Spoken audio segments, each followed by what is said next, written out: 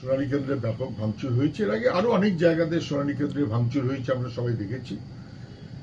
মানুষের বিক্ষোভটা কিন্তু স্বাভাবিক, মানুষের বিক্ষোভ স্বাভাবিক। মেঘলাল শেখ আমাদের পার্টির রাজ্য কমিটির সদস্য, নদিয়া জেলা কমিটির সম্পাদক, কতবারের প্রধান, পঞ্চায়েত সমিতির সহসভাপতি, জেলা পরিষদের সভাধিপতি, এত বছর প্রজন্মের পর প্রজন্ম, বোধহয় দশকের পর দশক না শতকের পর শতক ধরে এখানকার স্থায়ী বাসিন্দা। কিন্তু যেহেতু নামের সঙ্গে শেখ আছে, অতএব তাকেও হেনস্থা করতে হবে।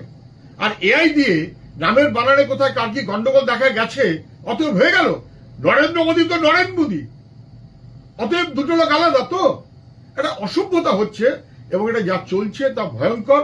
এসআইআর এর নাম করে আসলে নাগরিকত্ব কেড়ে নেওয়া, ভোটের অধিকার কেড়ে নেওয়া, তার জন্য চোখ রাঙানো, মানুষকে ভয় দেখানো। মানুষ আতঙ্কে আছে, এর দায় বিজেপির। তারা নির্ভুল ভোটার তালিকার জন্য নির্বাচন কমিশনকে ব্যবহার করেনি, নির্বাচন কমিশনকে বরঞ্চ বলেছে নির্ভুল ভোটার তালিকা গুলি মারো, খুশি মতন নাম বাদ দাও যাতে বিজেপির সুবিধা হতে পারে। আমরা প্রথম থেকেই বলছিলাম নির্ভুল ভোটের তালিকা, সেটা না করে তৃণমূল একরকম ভাবে চলছে, তো বিজেপি আর এক রকম ভাবে চলছে।